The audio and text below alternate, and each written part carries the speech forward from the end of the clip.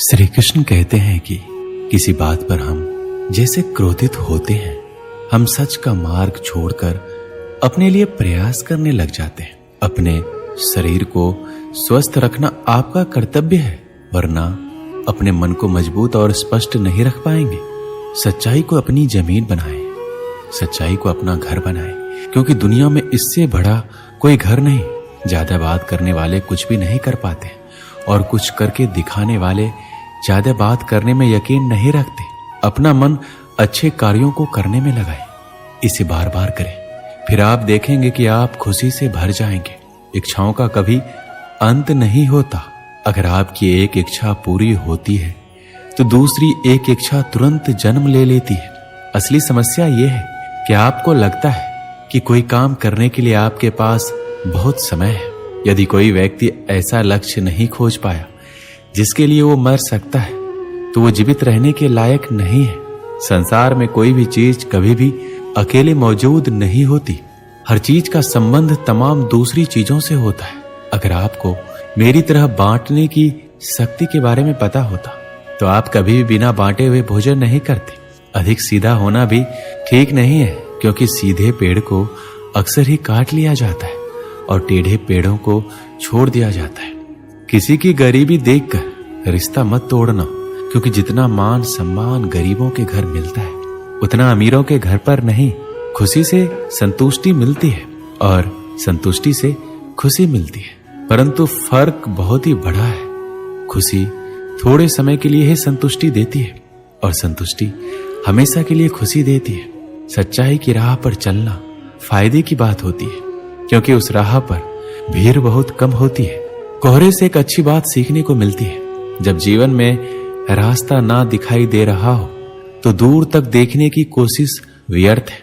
एक एक कदम चलते जाओ, रास्ता खुलता जाएगा। इंसान के दुख के दो प्रमुख कारण हैं। पहला, दूसरों से अत्यधिक अपेक्षा करना, और दूसरा, खुद को कम से कम बदलने की कोशिश करना। मैं हमेशा मासूम होने की कोशिश करता हूं, लेकिन ये जिंदगी और समय प्रतिदिन समझदार बनाए जा रही है।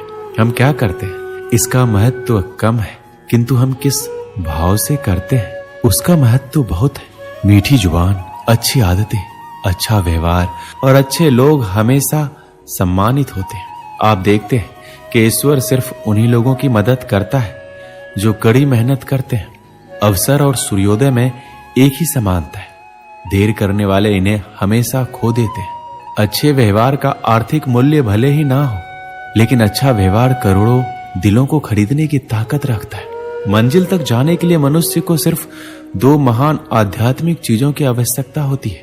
पहला, दूसरों की गलतियों को भूलना, और दूसरा, अपने अंदर अच्छाई लाना।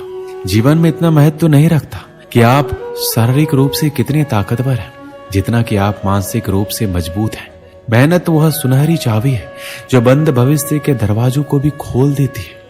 एक दिन तुम जागोगे और पाओगे कि उन चीज को करने के लिए समय नहीं बचा जो तुम हमेशा से करना चाहते थे। इसलिए जो भी करना है अभी कर लो।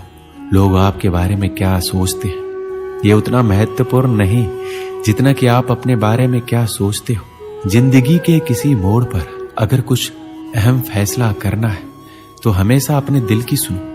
व्यक्ति अपने विचारों से निर्मित एक प्राणी है। वह जो सोचता है वही बन जाता है। अपने जीवन को बदलने के लिए आपको केवल एक व्यक्ति की आवश्यकता होती है, और वह कोई नहीं बल्कि आप खुद हैं। यही दुनिया है जो तुम्हें कोई महत्व नहीं देती जब तुम किसी के ऊपर उपकार करते हो, पर जब तुम उस काम को बंद करते हो तो तुम्हें बदनाम करना शुरू कर देती है। आज आप टाल मटोल करते हो, इससे आप कल की जिम्मेदारियों से नहीं बच सकते। चीजें उन तक भी आ सकती है जो लोग सिर्फ और सिर्फ इंतजार करते हैं, पर उतना ही जितना की कोशिश करने वाले लोग खुशी से छोड़ देते हैं। जब इंसान को कोई चीज बिना मेहनत के या आसानी से मिल जाती है तो वह उसका असली कदर नहीं जानता। अगर तुम उस वक्त मुस्कुरा सकते हो जब तुम पूरी तरह से टूट चुके हो, यकीन कर लो दुनिया में तुम्हें कोई और नहीं तोड़ सकता। जीवन में कभी आपको किसी चीज से डर लगे तो कभी अपने ऊपर हावी मत होने दो, बल्कि उस पर हमला करके उसे खत्म कर दो। सफलता की खुशी मनाना अच्छा है, पर उससे अधिक आवश्यक है कि आप अपने असफलता से सीख लो। इस दुनिया में सारे लोग अपनी गलतियों के लिए बहुत अच्छे वकील बन जाते हैं और दूसरों की गलतियों के लिए बहुत अच्छे न्यायाधीश।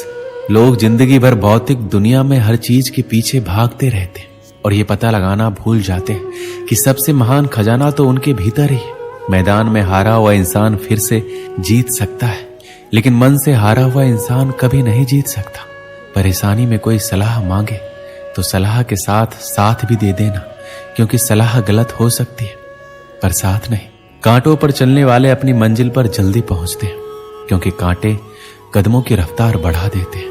त्याग के बिना कुछ भी पाना संभव नहीं है, क्योंकि एक सांस लेने के लिए पहली सांस छोड़नी पड़ती है।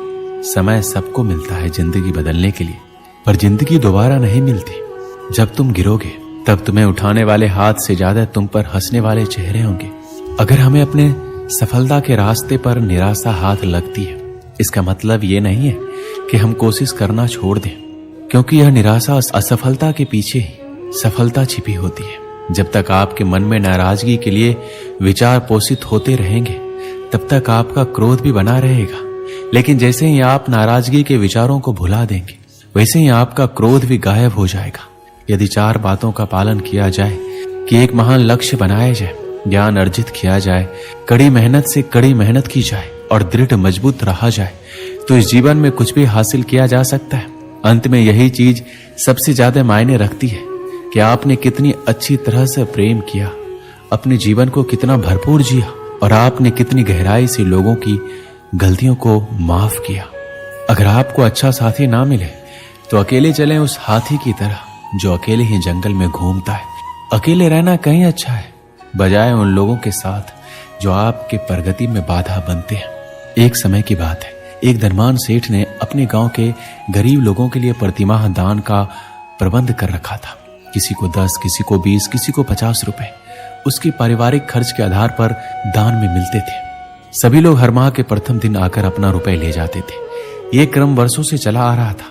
इनमें एक भिखारी भी था, जिसका बड़ा परिवार होने के नाते उसे 50 रुपए हर माह मिलते थे। वह भिखारी भी हर माह के प्रथम दिन आकर अपने रुपए ले जाता था। एक बार माह की प्रथम तिथि को वह भिखारी रुपए लेने आया। इस बार सेठ के मुनीम ने कहा, भाई हिसाब में थोड़ा फेरबदल हुआ है, अब से तुम्हें 50 रुपए की जगह 25 रुपए ही मिला करेंगे। यह सुनकर वह भिखारी बहुत नाराज हो गया। उसने कहा, क्या मतलब, मुझे तो हमेशा से 50 रुपए मिलते रहे हैं, बिना 50 रुपए लिए मैं यहाँ से नहीं जाऊंगा। 50 की जगह मात्र 25 रुपए देने का क्या कारण है? मुनीम जी ने कहा, जिन सेठ जी की तरफ से तुम्हें रुपए मिलते हैं, उन सेठ जी की बेटी का विवाह है। उस विवाह में बहुत खर्च होने वाला है।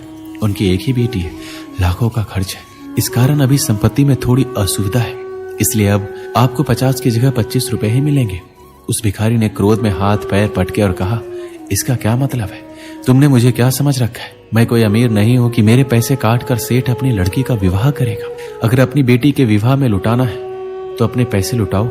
पिछले कई सालों से उस भिखारी के मुफ्त में 50 रुपए मिलते आ रहे थे, इसलिए वह मुफ्तखोरी का आदी और अधिकारवादी हो गया था। वह अपने आप को बड़ा मानने लग गया था।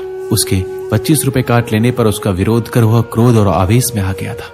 भिखारी को जो मुफ्त में मिला वह उसे अपना अधिकार मान रहा था। उसमें से कुछ भी कटेगा तो वह विरोध करेगा। लेकिन उसे अब तक मुफ्त में जो मिला है, जो उसका अपना नहीं था, परंतु उसके लिए कभी उस सेठ को धन्यवाद नहीं दिया कि आप 50 रुपए प्रतिमाह देते हो, इससे हमारे परिवार का भरण पोषण होता है। लेकिन जब रुपए कटे तो विरोध अवश्य किया। अब आप भी विचार करें कि हम भी कभी मुफ्त में प्राप्त हवा, पानी सहित अन्य तमाम प्राकृतिक सुख सुविधाओं के लिए भगवान को धन्यवाद देने मंदिर गए हैं? शायद ही किसी का उत्तर हाँ होगा। हम सभी अधिकतर केवल सुख की कामना हेतु ही मंदिर गए हैं। जीवन जिस प्राप्ति में हमारा कोई योगदान नहीं है, ऐसे सुंदर उपहार के लिए हमारे मन में उस ईश्वर के लिए कोई धन्यवाद नहीं है। लेकिन जीवन में आने वाले दुखों के लिए ईश्वर से ढेर सारी शिकायतें अवश्य होती है।